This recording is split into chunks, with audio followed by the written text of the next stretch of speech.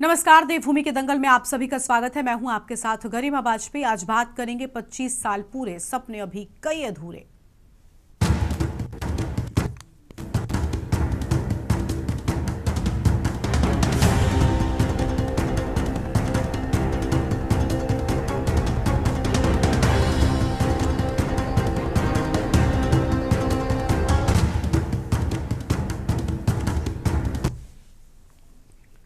उत्तराखंड राज्य गठन को 25 साल पूरे हो रहे हैं। ऐसे में इस 25वीं वर्षगांठ को राज्य सरकार रजत जयंती के रूप में मना रही है, जिसके तहत 1 नवंबर से ही प्रदेश भर में कार्यक्रम आयोजित किया जा रहा है। राज्य स्थापना दिवस के मौके पर 9 नवंबर को मुख्य कार्यक्रम देहरादून स्थित FRI परिसर में आयोजित किया जाएगा और जिसमें पीएम मोदी शिरकत करेंगे।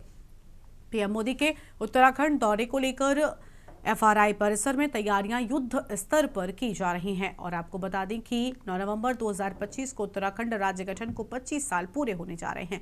राज्य सरकार इस राज्य स्थापना दिवस को रजत जयंती वर्ष के रूप में मना रही है। साथ ही संदेश दिया जा रहा है कि मुख्यमंत्री धामी ने कहा कि हम रजत जयंती वर्ष में देश के अग्रणी राज्यों में शामिल होने जा रहे हैं। लेकिन आंदोलन से प्राप्त इस उत्तराखंड राज्य में उत्तराखंड राज्य आंदोलन में कई लोग शहीद हुए। कुछ आंदोलनकारी ऐसे भी रहे जिन्होंने राज्य आंदोलन के समय लड़ाई लड़ी और वो घायल हो गए। उन घायलों में कुछ व्यक्ति ऐसे हैं जो राज्य गठन के 25 साल होने पर भी आज भी बिस्तर पर हैं।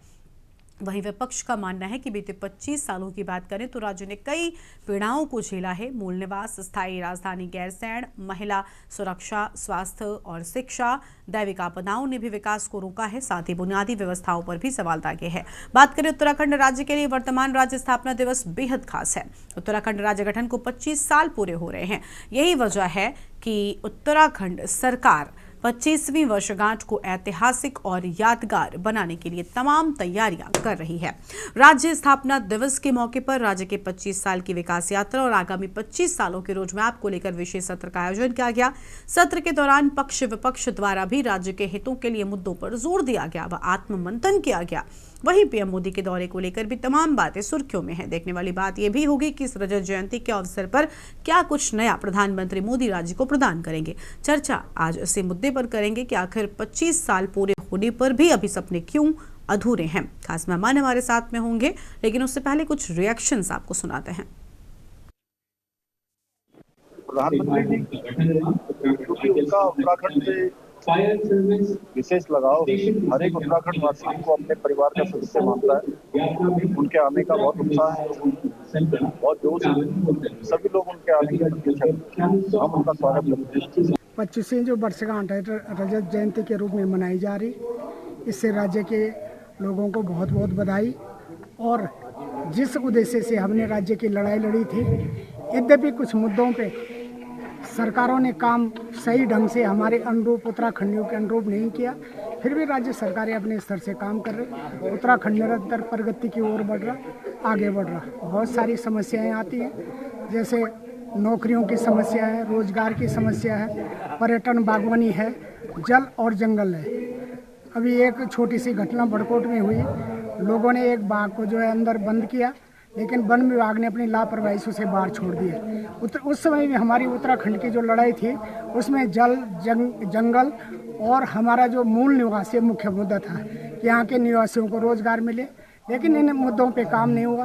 हम सरकार से मांग करते हैं कि मूल निवास जल्दी लागू हो।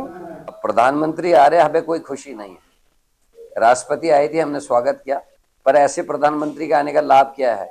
जो अंकिता भंडारी की मृत्यु जब हुई थी, आई थी बद्रीनाथ केदारनाथ है, एक शब्द अंकिता के न्याय के लिए उनके मुंह से नहीं निकला। इन्हीं की सरकार है, डबल इंजन की बात करते हैं। 5700 करोड़ रुपया मांगा था केवल आपदा को ठीक करेंगे। हमारा आंकड़ा 20,000 करोड़ था, लेकिन सरकार ने 5,700 करोड़ रुपए मांगे। उसके एवज में मुख्य प्रधानमंत्री आते हैं, 1,200 करोड़ की घोषणा कर जाते हैं, जिसमें से 1,000 करोड़ उनका मुख्यमंत्री अपनी ब्रांडिंग में और अपनी पार्टी को चमकाने के लिए खर्च कर देता है। यह हालात इस प्रदेश में है।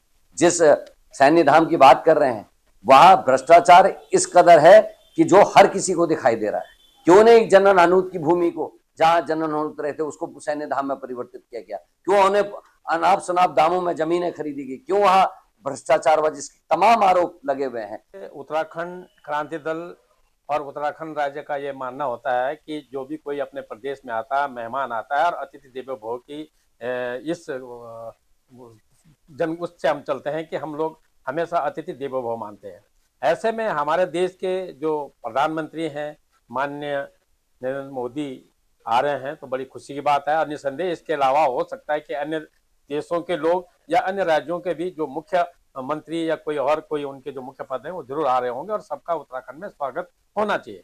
लेकिन हम जिस प्रकार से यहाँ पर इस देख रहे हैं कि 25 साल हो गए हैं, इस 25 साल में हमारा मुख्य अतिथियों को बताने के लिए हमारे राज्य के मुखिया के पास क्या है और उन्होंने आज तक इस राज्य में क्या कुछ नया किया है वो बताने के लिए क्या है।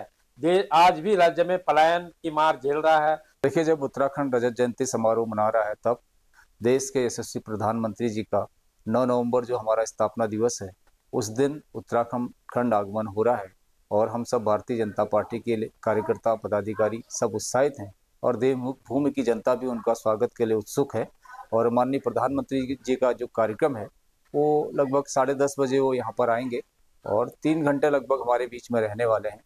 और हम समझते हैं कि प्रधानमंत्री जी का आना इस देवभूमि उत्तराखंड के लिए एक शुभ संकेत है, क्योंकि उनका मार्गदर्शन हमको बार बार मिलते रहता है और जब भी वो यहाँ आते हैं तो उत्तराखंड की भावनाओं के अनुरूप कुछ न कुछ सौगातें हमको देते हैं।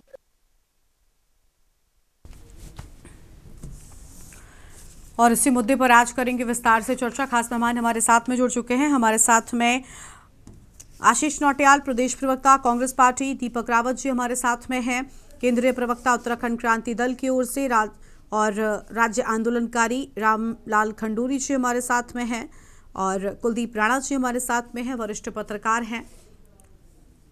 सभी मेहमानों का बहुत बहुत स्वागत है। सबसे पहले शुरुआत आशीष नौटियाल जी के साथ में कर लेंगे। आशीष जी, लगातार 25 साल पूरे होने पर चर्चा के न्यूज़ इंडिया पर भी जारी है, देवभूमि में भी लगातार आम जनता बड़ी उम्मीदों से प्रदेश सरकार की ओर देख रही है कि कम से कम रजत जयंती के मौके पर तो स्थितियां बेहतर होंगी, कुछ नया आएगा, जो विकास की राह है वो गति पकड़ेगी। लेकिन पहाड़ पर ऐसा संभव नहीं हो पा रहा है। समस्याएं जस की तस हैं, चाहे मूल निवास हो, चाहे पलायन हो, चाहे बेरोजगारी हो, या जो स्थानीय मुद्दे हैं वो भी वैसे के वैसे ही बरकरार हैं। सत्ता पक्ष की ओर से अगर इन समस्याओं का समाधान नहीं किया गया तो क्या वजह रही कि लगातार वो सत्ता में बने रहे और आप सत्ता से बाहर रहे? किन बातों से वो जनता को इम्प्रेस कर पाने में कामयाब हो रहे हैं और क्यों कांग्रेस लगातार विपक्ष में बैठी है, जबकि कांग्रेस का ये कहना है और ये सच भी है कई जगहों पर कि जो समस्याएं थी वो जस की तस हैं, उनमें कोई भी बदलाव या कोई भी समाधान नहीं निकला। गरिमा जी,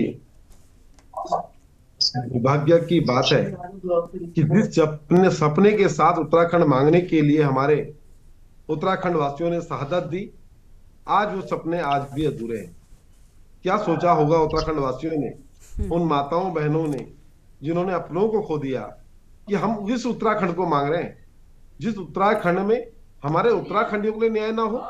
आज हम बात रजत जयंती की कर रहे हैं, उत्तराखंड रजत जयंती मना रहा है और उसी बीच पहाड़ से लोग आकर धरना प्रदर्शन कर रहे हैं कि हमारे पहाड़ में हमें स्वास्थ्य सेवाएं तो आप बताएंगे, हम स्वास्थ्य सेवा तक नहीं दे पा रहे हैं। जब चुनाव आते हैं तो हमारे पहाड़ से आवाज उठती है कि सड़क नहीं तो चुनाव नहीं, वोट नहीं, इस तरह की बातें उठती है। तो आज भी क्या मेरा पहाड़ सड़कों के बिना रहेगा? स्वास्थ्य समस्याएं बनी रहेंगी। शिक्षा के हाल आप लोग देख लीजिए, क्या हाल है शिक्षा के।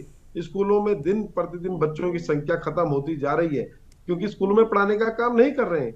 आप शिक्षकों को अन्य अन्य कार्यों में लगाने का काम कर रहे हैं, पर उनसे बच्चों को पढ़ाने का, उनसे बच्चों के रिजल्ट के बारे में पूछने का काम नहीं कर रहे हैं। पूरा पहाड़ आज पलायन कर रहा है और सरकार जिस प्रकार से इस उत्तराखंड की रजत जयंती को अपना एक इवेंट बनाने का प्रयास कर रही है और जनता को चिढ़ा रही है कि देखें तुम्हारा तो जो हुआ हुआ, पर हम लोग कितने मालो माल हो गए। जो प्रधान बनने के लायक नहीं थे आज वो विधायक बनकर बैठे हैं और जनता को चिढ़ाने का काम कर रहे हैं और इसको इवेंट की तरह मनाने का काम कर रहे हैं। आज भी थराली में जो आपदा आई वहां के लोगों को न्याय नहीं मिल पाया, उन्हें मुआवजा नहीं मिल पाया। जनता त्रस्त है। आप देखें स्कूलों में शिक्षकों के हाल देख लीजिए, आप उन्हें तनख्वाह नहीं दे पा रहे हैं, रोडवेज कर्मियों को सैलरी नहीं दे पा रहे हैं, दून अस्पताल में कर्मचारी परेशान है। उनको उपनल कर्मचारियों ने परसों ही कांग्रेस के कुछ नेता गए तो उनको मिले कि हमें पक्का कराने का काम करें। तो आप देखें जिस कोरोना टाइम पर हमने जिन नर्सों को, जिन सिस्टर्स को हम लोगों ने फूल बरसाने का काम किया था कि कि इनकी वजह से हम जीवित हैं, उनको किस तरह से कोरोना खत्म होते ही किस तरह से बाहर निकालने का काम सरकार ने किया। आप रोजगार नहीं दे पा रहे हैं, आप स्वास्थ्य नहीं दे पा रहे हैं, शिक्षा पे आप फेल हैं, आप पेपर कोई भी ढंग से पेपर नहीं करा पा रहे हैं, जो पेपर कराते हैं उसको आउट हो जाता है। तो आखिर सरकार कर क्या रही है?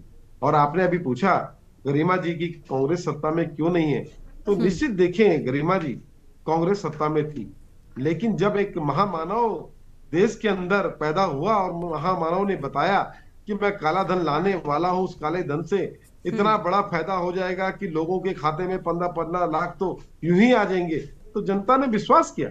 जनता विश्वास करती है जब कोई नया आदमी, कोई नया व्यक्ति समाज में या बाजार में आता है, तो जनता निश्चित उसकी तरफ भी देखती है, उस पर विश्वास करती है।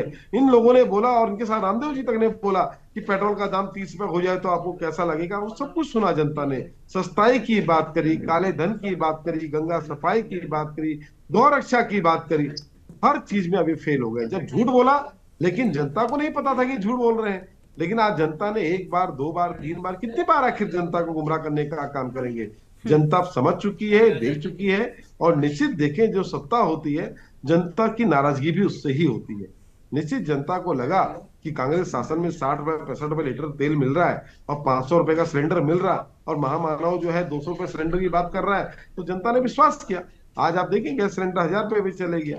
आज आप देखिए ना, हर जगह जो है इन्होंने हमारे मंदिरों तक को नहीं छोड़ा, तो किसको छोड़ेंगे। तो निश्चित समय आ गया है बदलाव का, और जनता के साथ जितना अन्याय भारतीय जनता पार्टी ने किया है उसका गिन गिन के हिसाब चुकता किया जाएगा। समय आने दो, लेकिन हाँ, रजत जयंती के उपलक्ष्य में उत्तराखंडियों को चिढ़ाने का काम मत करो। इस तरह से इवेंट करके उत्तराखंड के हक हुकूक की बात करो, उत्तराखंड के लोगों की बात करो। और विधानसभा सत्र भी आपने करा जरूर उत्तराखंड की रजत जयंती के उपलक्ष्य में, लेकिन वो भी आपका फेल रहा। आपने उसके अंदर भी भविष्य को लेकर चिंता व्यक्त नहीं करी कि आने वाले समय में कैसे युवाओं को रोजगार देंगे, कैसे आप महंगाई कम कर सकते हैं, क्या कर सकते हैं समाज के लिए, जनता के लिए क्या करते हैं, उसका काम भी आपने अभी। ठीक है, लौटेंगे आपके पास में। हमारे साथ में खुद राज्य आंदोलनकारी रामलाल खंडूरी जी भी लगातार बने हुए। बहुत स्वागत सर आपका। रामलाल जी, क्या कहना चाहेंगे? राजधानी में रोजगार और स्थायी राजधानी तक की दिक्कत है, कई सारे अभी भी जस की तस समस्याएं खड़ी हुई हैं। प्रदेश सरकार की ओर से इनका संपूर्ण समाधान क्यों नहीं किया गया, और 25 साल पूरे होने पर जश्न किस बात का मनाया जाए?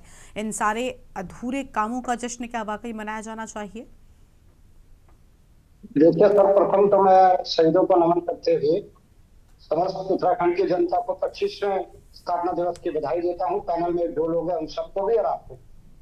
स्थापना दिवस हम क्यों मना रहे हैं कि हमने राज्य मांगा था। पहले तो हमारी एक मांग थी ना कि हम उत्तराखंड राज्य दो, हम उसके लिए लड़े, वो हमारी मांग पूरी हुई, राज्य बन गया। अब राज्य बन गया तो राज्य की जो विकास की गति है वो एक सतत प्रक्रिया है, क्योंकि भारत को आजाद हुए भी आज 70-80 साल हो गए, तो क्या उससे स्वतंत्रता संग्राम सेनानी को फिर बोला जाएगा आज जिस क्षेत्र में लड़े वो पूरी? धीरे धीरे सब होता है, ऐसा नहीं कि कुछ नहीं है। विकास हुआ है, लेकिन विकास 3 मैदानी जगहों तक हुआ है।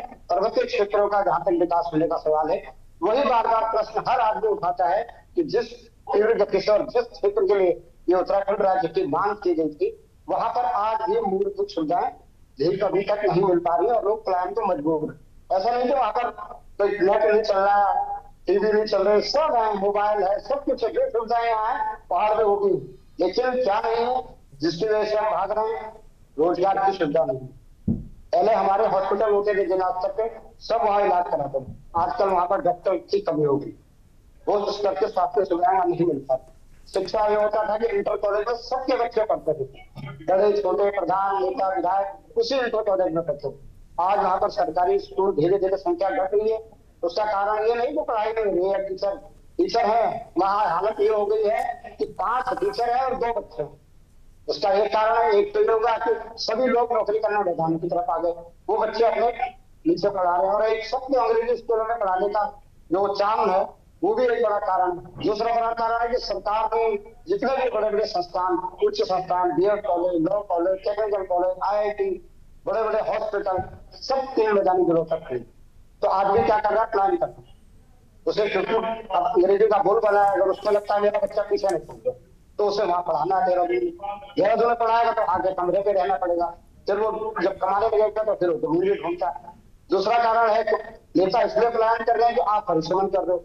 हम 2002 से चला रहे हैं कि भाई इस पार्टी का परिश्रम क्षेत्रफल के आधार पर करो, क्षेत्रफल के आधार पर नहीं करोगे सीटें घटेगी, पिछली बार के परिश्रम में 2005 में 10 सीटें घटने वाली थी, हमने आंदोलनकारी मंच के माध्यम से बहुत जबरदस्त आंदोलन चलाया, रैलियां की, जस्टिस कुलदीप आयोग आए, जस्टिस सभा में पर्चे फाड़ डाले, जब बहुत विरोध हुआ तो कुछ उन्होंने निकाला नहीं, 10 की जगह 6 सीटें कम हुई, तो हम 4 सीट बताने को सफल रहे। अब फिर होने वाला तो सीट कम हो जाए उससे मतलब नहीं होता, लेकिन अगर सीट कम होती है तो वहाँ पहाड़ का क्षेत्र बहुत बड़ा होता है, जो बजट हमें मिलना चाहिए अब तो वो कम हो जाएगा। यहाँ पर तो 5 किलोमीटर में 10 किलोमीटर में विधानसभा होगा, 200 किलोमीटर में 5 करोड़ में क्या होगा वहां पर, यहाँ पर हमारे बजट कम लगता है, तो वहां पर तो बल्कि पहाड़ के सीट में छोटी छोटी करके सीटें बढ़ानी चाहिए, कम नहीं करनी चाहिए, या तो क्षेत्रफल के हिसाब से करो, वो भी तुमने नहीं मानी। हमारे नेता विधायक चुप गए, सबको टिकट कटने का भय सताने लगा। मूल निवास पे आप तब से चिल्ला रहे थे कि भैया 2000 तक हमारा राज्य बनने तक हमें तो मूल निवास मिल रहा था, 2002 तक हमको मूल निवास मिल रहा था, आपने स्थायी निवास की क्या व्यवस्था करा दी, तभी डर के हमारे रहे कि नहीं पता नहीं हरिद्वार वाले नाराज हो जाए, वहां वाले। आज हरिद्वार वाली विधानसभा की कार्रवाई में आपने देख ली, हरिद्वार के जी कह रहे हैं मूल निवास को, अब उनको गलत फहमी है, शहजाद जी को कल बयान दे रहे थे कि जो पहाड़ों में तो मूल निवास मिल रहा और हमारा भेदभाव होगा। अब उनको कौन विधायक माननीय विधायक हो, आपको पता होना चाहिए कि 1985 की कटआउट गिरते हुए स्वामी जी का स्थायी निवास मूल निवास तो पहाड़ों में भी नहीं मिल रहा है, और मैं खुद अपने बच्चों का। चलिए ठीक है, लौटेंगे सर आपके पास में, आपकी आवाज़ भी ठीक तरीके से नहीं पहुंच पा रही है। हमारे साथ में केंद्रीय प्रवक्ता यूकेडी की ओर से दीपक रावत जी भी लगातार बने हुए हैं। दीपक जी, आखिर ये अधूरे मुद्दे अब भी जस के तस क्यों हैं? यूकेडी ने भी खूब लड़ाई लड़ी इस प्रदेश के लिए, और राज्य आंदोलनकारियों में भी कई हम लोग इसमें शामिल रहे, कई सारे लोग आज भी हैं जो इस इंतजार में हैं कि शायद जो लड़ाई उन्होंने लड़ी थी उसका कोई निदान अब तो कम से कम 25 सालों पर निकल ही आएगा। लेकिन कांग्रेस का जो आरोप है कि भाई इसे आप एक निजी इवेंट की तरह जो भुना रहे हैं वो पूरी तरीके से गलत है, कितना सच है ये? क्या वाकई बीजेपी सिर्फ एक उत्सव मना रही है, लेकिन असल में उत्सव मनाने के क्या कारण मिल पाए हैं उसको? गरिमा जी, मैं आपके पहले प्रश्न का उत्तर दूंगा कि आज 2025 वर्ष बाद भी राज्य ऐसी स्थिति में क्यों है कि जो सवाल 9 नवंबर 2000 से पूर्व में यथावत थे वो आज भी वैसे ही खड़े हैं जैसे 9 नवंबर 2000 से पूर्व में थे।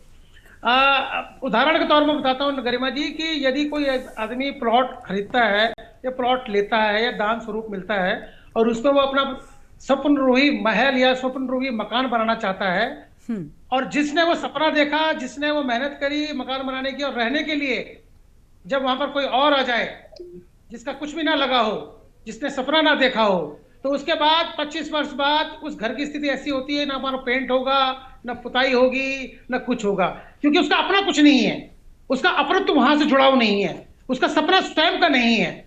यही स्थिति आज 25 वर्ष बाद इस प्रदेश की दिख रही है। तमाम वो सारे सवाल मुझसे पूर्व अभी भारतीय जनता पार्टी अभी प्रवक्ता दिख नहीं रहे, लेकिन कांग्रेस के प्रवक्ता ने स्पष्ट करा। आप देखिए ना, तमाम वो सुविधाएं, स्वास्थ्य की सुविधाएं, गरिमा जी एक ही हफ्ता, अभी मुझे 1 महीना भी नहीं हुआ, शायद 2 ही हफ्ते हुए हैं, स्वास्थ्य मंत्री का कहना था कि डॉक्टर को ढूंढे, क्या नहीं मिल रहे थे, मरीज नहीं मिल रहे हैं, ये हमारे स्वास्थ्य मंत्री कह रहे थे। अब आप बताइए, प्राथमिक चिकित्सालयों में चिकित्सक नहीं है, गांवों में स्वास्थ्य की समस्या की बात बता रहा हूं।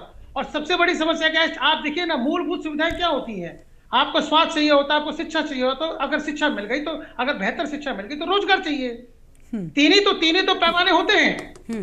अगर तीनों ही पैमानों में 25 वर्ष बाद राज्य बिल्कुल अभी तक यथावत खड़ा हुआ है, युवा आज भी रोजगार के लिए तरस रहा है, बच्चे जो है अच्छी शिक्षा के लिए तरस रहे हो, पलायन लगातार बदसूरत जारी हो, और स्वास्थ्य के संबंध में जो भी व्यक्ति जरा सा भी सक्षम हो रहा है ना गरिमा जी, थोड़ा सा भी, तो सबसे पहले वो काम अपने बच्चों को, अपने परिवार को वहां से निकालना चाह रहा है, क्योंकि यदि वो बीमार हो जाएगा तो उसको अच्छी स्वास्थ्य सुविधाएं नहीं मिल पाएंगी, उसके बच्चों का भविष्य खराब हो जाएगा, तो वो मैदानी जिलों में जा रहा है।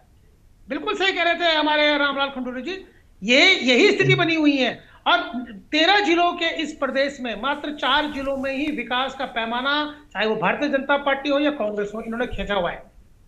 इनके अलावा, इन 4 प्रदेश के अलावा बाकी के 9 जिले जो है इनको दिखते ही नहीं है, इनको पता ही नहीं है कि कहाँ क्या हो रहा है प्रदेश के दूर क्षेत्रों में।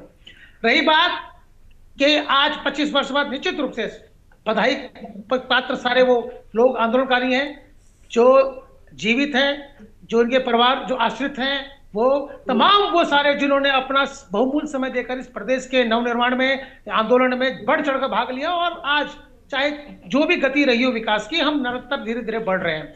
लेकिन मैं आपसे पूछना चाहूंगा गरिमा जी, जो राष्ट्रीय दल, मैं विशेष रूप से बात करना चाहूंगा, जो राष्ट्रीय दल उत्तराखंड क्रांति दल को कहते थे कि इनके विचार, इनकी जो विचार है, इनके जो राजनीतिक विचार है वो क्षेत्रिक है, ये वैमनस्य की बात करते हैं। तो मैं आपसे बड़े विनम्र तरीके से पूछना चाहूंगा गरिमा जी, 25 वर्ष बाद इस प्रदेश को जब 2 दिवसीय 3 दिवसीय जो अतिरिक्त सत्र बनाया विधानसभा का, उसमें क्या बात हुई थी? उसमें बात क्या, शहजाद जो भारतीय वो बहुजन समाज पार्टी के जो विधायक हैं, उनके द्वारा जब कोई प्रश्न किया गया और उसके बाद जवाब में पानी रोकने की बात बोली गई भारतीय जनता पार्टी के विधायक द्वारा, तो क्या पानी रोकने के लिए इस प्रदेश में बनाया था हमने? जिन्होंने राष्ट्र के लिए, कि राष्ट्र में पूरे भारतवर्ष में बिजली की कमी दूर करने के लिए लोगों ने अपने गांव छोड़ दिए टेरी विस्थापितों के लिए। आज टेरी विस्थापित इस प्रदेश के पूर्व से पहले विस्थापित हैं हरिद्वार में। आज इस तरह की नौबत आ गई है कि उनको कहा जा रहा है कि आप वापस जाओ, आपको वापस चले जाना चाहिए। और आप हमसे आप हम पे आरोप लगाती है भारतीय जनता पार्टी और कांग्रेस की ये क्षेत्रीय मानसिकता के साथ काम करते हैं। ये दिखाता है कि इनके अंदर किस प्रकार का वैमनस्य फैला हुआ है, इनके विधायकों के अंदर, इनकी विचारधारा के अंदर। इसीलिए हमने कहा है कि इस राष्ट्रवादी विचारधारा, इस क्षेत्रवादी विचारधारा के हिसाब से इस प्रदेश का विचार नहीं हो सकता, क्योंकि इस प्रदेश को बनाने के लिए क्षेत्रवादी विचारधारा का वही थे जिन्होंने बनाया था। अब राष्ट्रवादी विचारधारा तो राष्ट्र देखती है। अब इन्हें मजार भारतीय जनता पार्टी को थूक जिहाद नजर आता है, मजारें नजर आ जाती हैं, मंदिर मस्जिद नजर आ जाता है। तो यही तो इनकी रणनीति रही है। आपको मूलभूत सुविधाओं से, आपको रोड के बारे में गरिमा जी कितनी बार आपने चर्चा करी है? आपने देखा अभी जब धराली में जब आपदा आई है, तो आज भी वो मेरे ख्याल से अपने घरों में वापस नहीं जा पाए। तो ऐसी परिस्थितियों में जब राज्य जाता है, ऐसी विषम परिस्थितियों में जब ये राज्य है, तब हमें लगता है कि विकास की गति थोड़ी और अगर तेज होती, यहाँ का पैसा अगर यहीं के लोगों को लगा होता, तो शायद यहाँ सूरत और सीरत इस प्रदेश की कुछ और होती। गरिमा जी, मैं 2 मिनट और लेना चाहूंगा। आप मुझे बताइए, कितनी बेशर्मी के साथ ये संसद के अंदर, हमारे विधानसभा के अंदर कबूल लिया गया कि आप 15% जो कमीशन होता है वो हमें मत दीजिए, काट के मत दीजिए, हमें अधिकारियों से काट के हमारी विधायक निधि दीजिए। गरिमा जी, आप मुझे बताइए, इस प्रदेश का बजट 2024 का 1 लाख करोड़ था और इतने का ही कर्ज है हमारे ऊपर। तो मैं पूछना चाहूंगा बड़ी विनम्रता से, क्या उस 1 लाख करोड़ का 15% कितना होता है, आपको पता है? आप अंदाजा लगाइए, उस 1 लाख करोड़ के 15% की बंदरबाट इस प्रदेश में चल रही है, जिसमें यहाँ पर अधिकारी वर्ग, नेता और जितने व्यापारी वर्ग ये सब मिल बांट के खा रहे हैं। यही वजह है कि प्रदेश की विकास की गति जो 25 वर्षों में बहुत दुगनी तिगुनी और चौगुनी होनी चाहिए थी, वो मंद पड़ी है, बहुत धीमे धीमे कछुए की गति से चल रही है। अगर वही 15% पैसा यहाँ पर लगा होता, तो विकास की सारी संभावनाएं जो यहाँ इस प्रदेश में है, यहाँ की जो सारी समस्याएं हैं, कम से कम 50% समस्याएं मैं मान के चलता हूँ यहाँ पर इसका सॉल्यूशन, इसका समाधान निकल चुका होता। तो वो 15% इन्हीं लोगों ने बांट के खाया है। गरिमा जी, जवाब ये दे पाएंगे? चलिए लौटते हैं और इस चर्चा को हम आगे बढ़ाएंगे। अभी सत्ता पक्ष के प्रवक्ता भी हमारे साथ में जुड़ेंगे, उनसे भी जानेंगे कि आखिर इस 15% के साथ क्या बंदरबाट चल रहा है। लेकिन उससे पहले एक छोटे से ब्रेक के लिए आप रुकते हैं, फौरन लौटेंगे। आप देख रहे हैं के न्यूज़, खबरों का सार।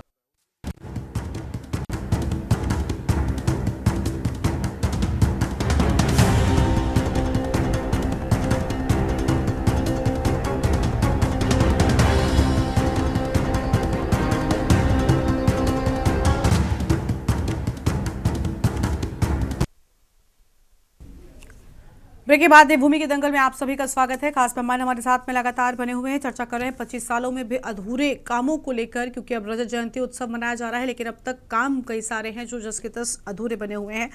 खास मेहमानों का रुख कर लेते हैं। कुलदीप राणा जी हमारे साथ में हैं, वरिष्ठ पत्रकार। मथुरा दत्त जोशी जी भी अभी हमारे साथ में जुड़ चुके हैं, प्रदेश प्रवक्ता है बीजेपी के। बहुत स्वागत सर आपका, आप काफी देरी से जुड़े। आपके पास आते हैं, पहले कुलदीप जी का रुख कर लेते हैं, फिर आपके पास आएंगे। कुलदीप जी, क्या कहना चाहेंगे? ये जो 15% वाली बात सामने आई, असल में देखा जाए तो 25 सालों में प्रदेश के कुछ बड़े नेताओं का, किसी का नाम नहीं लूंगी, और सत्ता पक्ष हो या विपक्ष हो, क्योंकि कभी बीजेपी कभी कांग्रेस, सबको मौका मिला। अगर सिर्फ इनके विकास पर नजर डाल लेंगे तो शायद बहुत तेजी के साथ में हुआ होगा। तो आखिर उत्तराखंड का विकास उतनी तेजी के साथ में क्यों नहीं हुआ?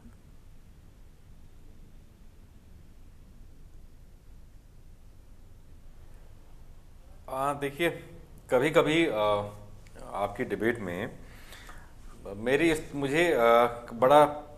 मेरी स्थिति बड़ी नाजुक हो जाती है जब आप सारे लोगों से सवाल पूछ लेते हैं, सारे प्रवक्ताओं से, और उसके बाद जब आप मुझसे सवाल पूछती हैं तो मैं उसमें रहता हूं कि अब मुझसे कौन सा सवाल पूछ लेंगे जिसका जवाब देने में मैं सक्षम हो पाऊंगा कि नहीं हो पाऊंगा जी। क्योंकि खासकर इसलिए भी क्योंकि उत्तराखंड से जुड़े होने के कारण, उत्तराखंड का नागरिक होने के कारण और उस पर पत्रकार होने के कारण एक चीज तो ये बन जाती है, क्योंकि राज्य के प्रति भी हमारी एक जिम्मेदारी है। हालांकि पत्रकार होने के नाते निष्पक्ष होकर के बात कहना या जो यथार्थ है उसको सम्मुख रखना वो हमारी जिम्मेदारी है एक पत्रकार के रूप में। लेकिन चूंकि एक राज्यवासी के रूप में जब आप चीजों को देखते हैं, अपने चारों तरफ हो रही घटनाओं को देखते हैं और चूंकि आप उससे प्रभावित भी रहते हैं, ठीक है, तो चीजें थोड़ा सा ये कहूं कि मैं मतलब संतुलन स्थापित करना बड़ा दुष्कर सा हो जाता है। आज कमोबेश कुछ ऐसी स्थितियां हमारे यहाँ उत्तराखंड राज्य को लेकर के है। मैं अक्सर आपसे भी कहता रहा हूं, क्योंकि मैं किसी पार्टी का प्रवक्ता नहीं हूं, इसलिए मैं वो बात रख रहा हूं जो उत्तराखंड से जुड़ी हुई है सीधे तौर पे। मैं अक्सर आपसे भी मैंने ये कहा कि चूंकि उत्तराखंड के सीमांत जनपद से मैं रहा हूं, मेरी जन्मभूमि रही है, और हमने उत्तराखंड आंदोलन से लेकर के उत्तराखंड राज्य निर्माण भी देखा है, ठीक है। किशोरावस्था में उत्तराखंड आंदोलन हुआ, थोड़ा युवा हुए तो राज्य निर्माण हुआ, और उसके बाद चीज़ें जलती रही।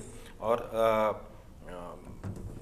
नित्यानंद स्वामी के मुख्यमंत्री काल को भी देखा 7-8 महीने की, उसके बाद भगत सिंह कोश्यारी के मुख्यमंत्री काल को भी देखा, फिर तिवारी जी के कार्यकाल को भी देखा, खन्नूड़ी जी के कार्यकाल को भी देखा। सभी मुख्यमंत्री जो आए, लगभग 10 के करीब मुख्यमंत्री हुए हैं राज्य में, और आज राज्य की वो स्थितियां भी देखी जो राज्य निर्माण के आंदोलन के लिए एक वो तत्व थे, उस आंदोलन के लिए जो बिंदु हुआ करते थे कि हमें राज्य क्यों चाहिए या उत्तराखंड राज्य क्यों बनना चाहिए।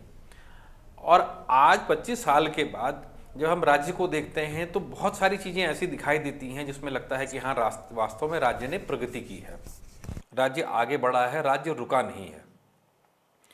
ठीक, उत्तराखंड आज 25 वर्ष का होने जा रहा है।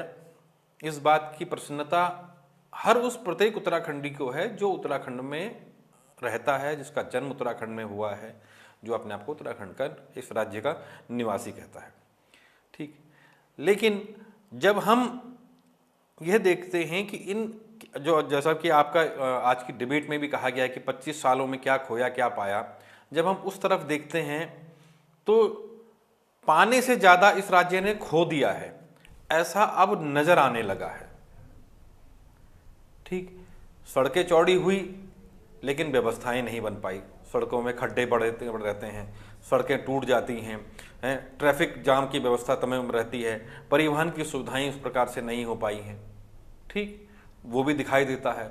अस्पताल बने, बड़े भव्य अस्पताल बन गए, लेकिन अस्पतालों में डॉक्टरों का अभाव आज भी उसी प्रकार से है, टेक्नीशियंस का अभाव आज भी उसी प्रकार से है, पैरामेडिकल्स का अभाव आज भी उसी प्रकार से है। ठीक, तो स्कूल खुले लेकिन स्कूलों में शिक्षकों का अभाव आज भी है। तो बहुत सारी चीजें जब हम राज्य के समग्र विकास को देखते हैं, उसकी चिंतन करते हैं, तो हमें ये अंतर स्पष्ट रूप से दिखाई देता है कि कल तक जब इस राज्य की लड़ाई लड़ी जा रही थी, इस राज्य निर्माण का आंदोलन हो रहा था और उस आंदोलन में प्रत्येक उत्तराखंडी अपनी भूमिका सुनिश्चित कर रहा था, तो वो लड़ाई लखनऊ की उस सरकार से थी जिसमें ये कहा जा रहा था कि लखनऊ की सरकार इस हिमालयी क्षेत्र को अनदेखी कर रही है, बजट उत्तराखंड तक नहीं, इस हिमालयी क्षेत्र तक नहीं पहुंच पाता है। ठीक है, चाहे उस समय चारधाम यात्रा रही हों, चाहे अस्पताल रहे हों, या जो भी रही चीज़ें रही हों, ठीक है, एजुकेशन से कहें या स्वास्थ्य के क्षेत्र में कहें, वो चीज़ें यहाँ नहीं पहुँच पाती हैं। उत्तर प्रदेश के समय उत्तराखंड का क्षेत्र जो था वो पनिशमेंट पोस्टिंग में गिना जाता था। ठीक, और राज्य निर्माण की आंदोलन की लड़ाई आगे बढ़ती है, राज्य बन जाता है। आज अब राज्य बनने के बाद जो राज्य में सरकार चलाने वाले लोग हैं वो भी उसी उत्तराखंड की पैदाइश हैं, यहीं के उत्तराखंड के रहने वाले हैं। जो राज्य के विधायक हैं वो भी यहीं के हैं, जो राज्य सचिवालय में कार्य करने वाले कर्मचारी हैं वो भी उत्तराखंड के ही हैं, शिक्षा विभाग में भी सबसे ज्यादा कर्मचारी उत्तराखंड के ही हैं, पुलिस विभाग में उत्तराखंड के हैं, तमाम विभागों में उत्तराखंड के हैं। बावजूद उत्तराखंड के विकास में कार्य संस्कृति को लेकर, भ्रष्टाचार को लेकर के, गुणवत्ता को लेकर के और समाज को लेकर के एक बड़ा अंतर आ गया है। ये अंतर किसने पैदा किया? इस अंतर के दोषी कौन है? उत्तराखंड राज्य आज जिस स्थिति में पहुंचा है, अगर वो आगे बढ़ा है तो उस आगे बढ़ने में नित्यानंद स्वामी से लेकर के पुष्कर धामी तक की जितनी सरकारें हुई, जितने मुख्यमंत्री हुए हैं और जितने जो राजनीतिक दल इसमें रहे हैं, इन सरकारों में रहे, सबकी भूमिका है। अगर राज्य ने विकास किया 15,000 से, अगर राज्य की प्रति व्यक्ति आय 2,70,000 पे हुई है, तो उसमें पहली सरकार से लेकर के आज तक के सभी राजनीतिक दलों के नेताओं की सबकी भूमिका है। अगर सड़कें बनी हैं, सबकी भूमिका है, कॉलेज बने हैं, सबकी भूमिका है। लेकिन अगर आज ये राज्य भ्रष्टाचार में आकंठ डूबा हुआ प्रतीत हो रहा है, तो ये जिम्मेदारी भी उन सभी लोगों की है जो लोग इस राज्य के उस समय में झंडे बरदार रहे हैं। ठीक, आज स्पष्ट रूप से देखने को मिल रहा है। मैं तमाम लोगों से बात कर रहा था, मैंने चमोली के लोगों से बात की, मैंने पिथौरागढ़ के लोगों से बात की, रुद्रप्रयाग के लोगों से बात की, बागेश्वर के लोगों से बात की, पर्वतीय जनपद के गैरसैंण के लोगों से बातचीत की कि आज 25 साल का उत्तराखंड बनने जा रहा है, आप में क्या उत्साह है। अजीब सी बात यह है कि सरकार तो उत्साह मना रही है, लेकिन जनता में एक अजीब सी मायूसी सी दिखाई दे रही है। वो राज्य बन गया, 25 साल हो गया, इसको लेकर के तो खुश है, लेकिन राज्य जहां पहुंचा है उसको लेकर के सरकार, जनता में एक बड़ी मायूसी सी दिखाई दे रही है। और इस मायूसी को पैदा करने में भी हमारी तमाम लोगों की ही भूमिका रही है। ठीक, आज की डेट में उत्तराखंड में पिछले 1 तारीख से महोत्सव चल रहे हैं, जगह जगह महोत्सव चल रहे हैं। आश्चर्य की बात यह है कि राज्य निर्माण के महोत्सव चल रहे हैं, लेकिन राज्य में कहीं भी उत्तराखंड राज्य के 25 वर्ष यानी कि सिल्वर जुबली को लेकर के बैनर पोस्टर तक नहीं दिखाई दे रहे हैं। राजनीतिक नेताओं के आका आते हैं तो बड़े बड़े पोस्टरों से शहर सज जाते हैं, लेकिन कार्यक्रम हो रहे हैं किस कोने में हो रहे हैं वो वहां के अगल बगल के लोगों को नहीं पता है। पूरा का पूरा कार्यक्रम ऐसा लग रहा है जैसे एक राजनीतिक दल का कार्यक्रम मात्र होकर के रह गया, उत्तराखंड का कार्यक्रम ना, जबकि इस कार्यक्रम को चाहिए था कि इस आयोजन को चाहिए था कि ये उत्तराखंड का आयोजन बने, लेकिन ये मात्र राजनीतिक दलों का आयोजन बन गया, सरकार का आयोजन बन गया। ठीक, और यही कारण है कि जनता में एक अजीब सी मायूसी सी दिखाई दे रही है।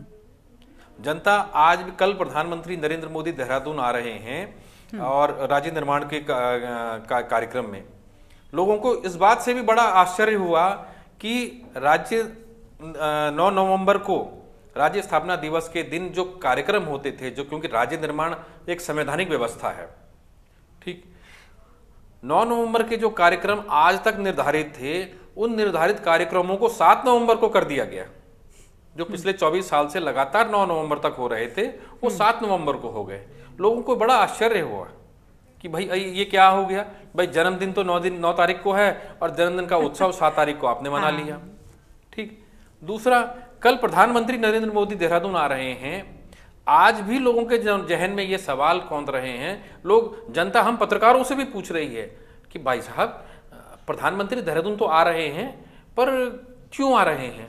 हमने कहा जी राज्य स्थापना दिवस है, पर देहरादून आके कुछ घोषणा करेंगे, क्या घोषणा करेंगे।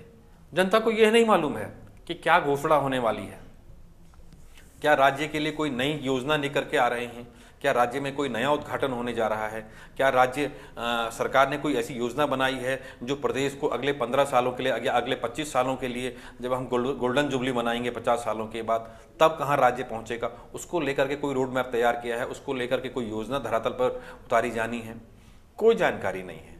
एक असमंजस की स्थिति में जनमानस दिखाई दे रहा है। ठीक है, और सारी जिम्मेदारियां, बिल्कुल ठीक कुलदीप जी आपने कहा। अच्छा, आज की डेट में हो क्या रहा है कि दोनों राजनीतिक दल एक दूसरे पर उंगली उठा रहे हैं, लेकिन जनता के बीच में क्या हो रहा है, जनमानस क्या चाह रहा है, इसको समझने का प्रयास कोई नहीं कर रहा है। ठीक है, बिल्कुल ठीक बात आपने कही। और दूसरी बात, ऐसा ये जो एक बात सबसे कुल मिलाकर निकल कर आई ना, कि ऐसा लगता है किसी दल का कोई एक व्यक्तिगत इवेंट है। ये सबसे बड़ी बात है कि ये उत्सव सिर्फ बीजेपी के मनाने के लिए नहीं था, बल्कि इसमें पूरे प्रदेश के लिए एक उत्सव था। पूरे प्रदेश के 25 साल पूरे हुए हैं, हर दल को उतना ही अधिकार है, हर दल के लिए उतनी ही खुशी होनी चाहिए थी। लेकिन एक इवेंट की तरह, जैसे कि आप जिसमें माहिर हैं, वही चीज़ की गई और सिर्फ एक इवेंट की तरह इसको बनाया गया। प्रधानमंत्री पहुंच रहे हैं, बर्थडे 9 को है, आपने केक पहले ही काट लिया, एक उदाहरण के तौर पर बताया जा रहा है। आप समझिए कि प्रदेश, बिल्कुल ऐसे समझ लीजिए कि एक बच्चे का बर्थडे अगर होता है तो बच्चे के बर्थडे के दिन अगर पहले ही केक काट लो तो बच्चा कितना मायूस होगा। प्रदेश भी वैसे ही ठगा हुआ या मायूस महसूस कर रहा है, जनता महसूस कर रही है, क्योंकि असल में उसे पता ही नहीं है क्या हो रहा है। और ये बिल्कुल ठीक बात है कि किसी राजनेता का आगमन हो तो फिर आप देखिए सड़कें और पट जाते हैं होर्डिंग्स से और सब कुछ एकदम बदला सा नजर आता है। तो स्वागत सत्कार में सब कुछ, लेकिन प्रदेश के 25 साल पूरे होने पर आपने क्या किया? कम से कम प्रदेश के लिए वो चीज़ें दिखती तो प्रदेश के लोगों को तो पता होता। कई सारे लोगों को जो शायद मुझे लगता है जिनका शैक्षिक स्तर बहुत अच्छा नहीं होगा, जो पॉलिटिक्स से ज़्यादा राब्ता नहीं रखते होंगे, उन्हें शायद जानकारी भी नहीं होगी कि फलाना कोई इवेंट है, फलानी कोई तारीख है जो पूरी हो रही है। लेकिन अगर उनके आसपास कोई उत्सव वाकई हो रहा होता तो जानते ज़रूर, क्योंकि उत्सव राजनीतिक रंग में हो रहा है, इसलिए शायद सिर्फ राजनीतिक लोग ही इस बात से वाकिफ है कि रजत जयंती चल रही है।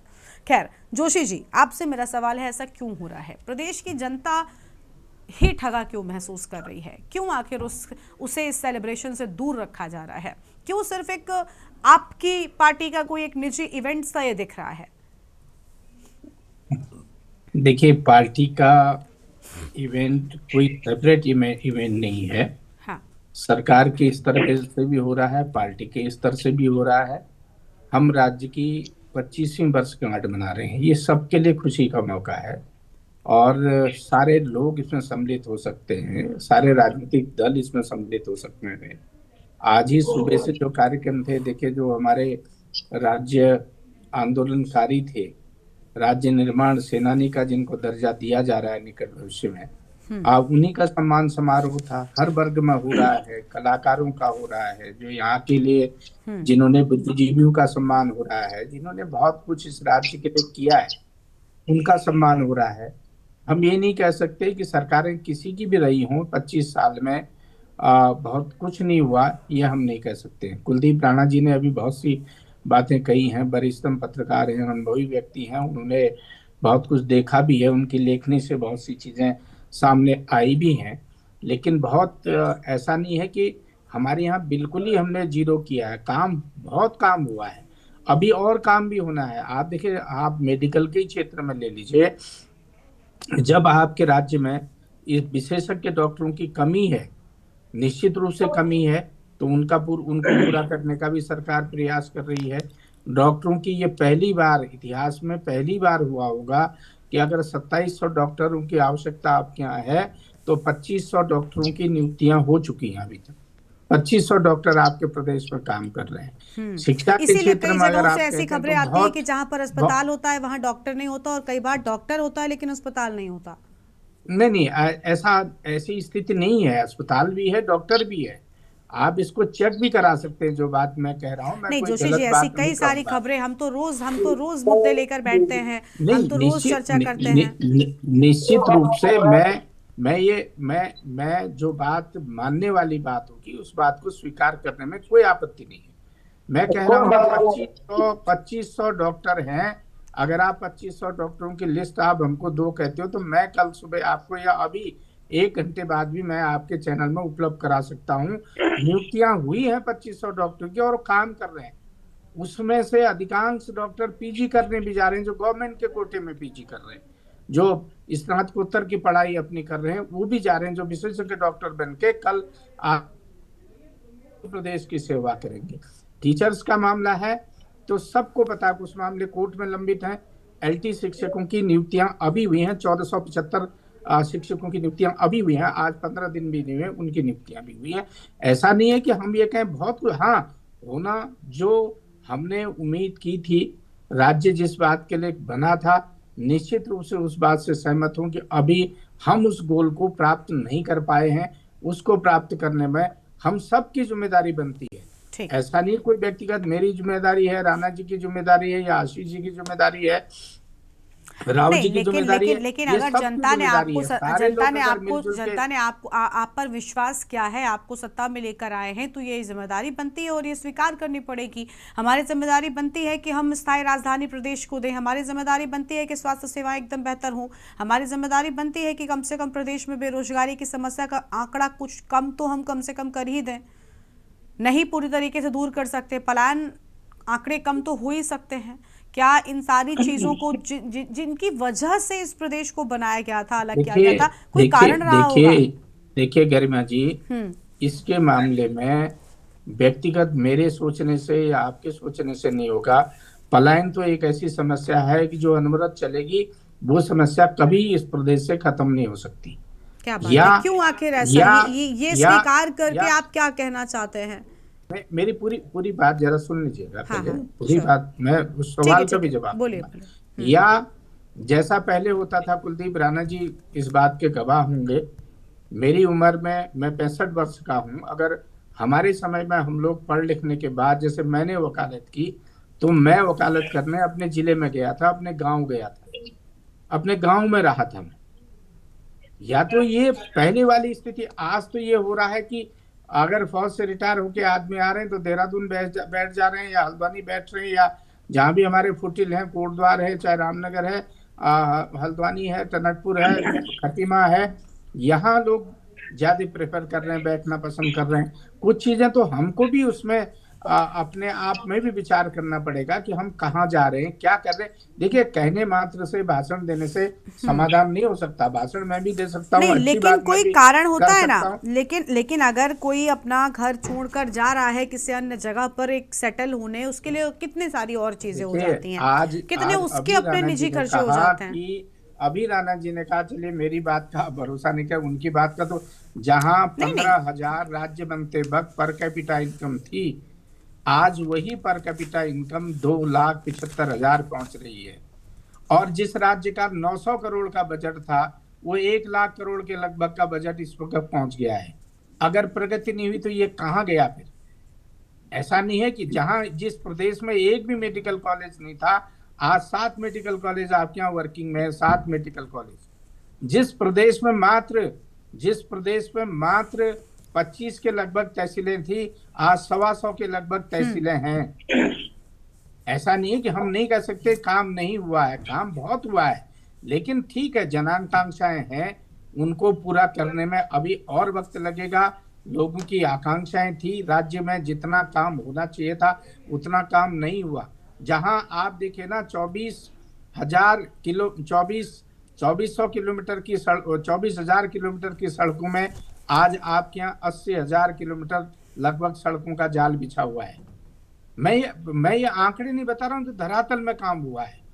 प्रधानमंत्री ग्राम सड़क योजना में बहुत, अब कुछ ही गांव ऐसे 2%, 3% गांव बचे हैं जहां पर सड़क नहीं पहुंची, यातायात नहीं पहुंचा। लेकिन ये दुर्भाग्य इस प्रदेश का है कि अगर मेडिकल सुविधा हुई, शिक्षा के क्षेत्र में सुविधाएं जहां बड़ी हैं, जहां इंटर कॉलेज की संख्या बहुत कम थी, आज वहीं पर आप बताइए कि हर न्याय पंचायत स्तर पर 4 ग्राम सभाओं में 1 इंटर कॉलेज हो गया है।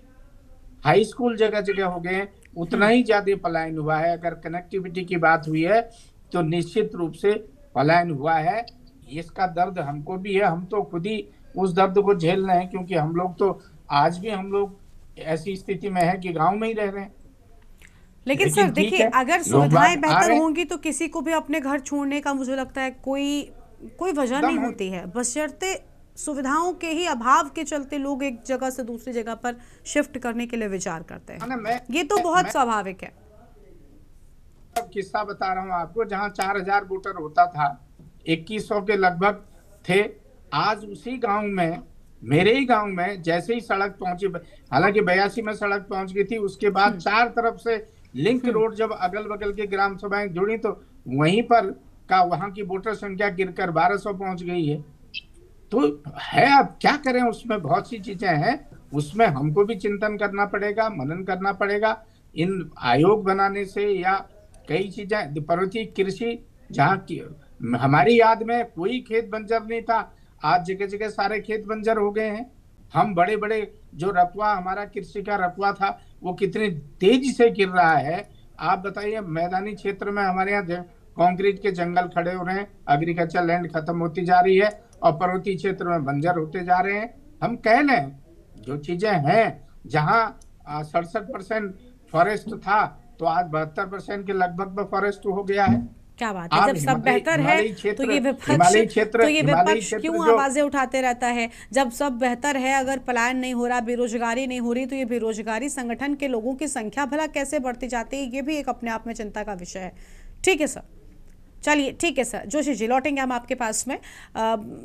कुलदीप जी का एक बार छोटा सा एक रिएक्शन लेते हैं, फिर आएंगे हम कांग्रेस पार्टी के प्रवक्ता के पास में।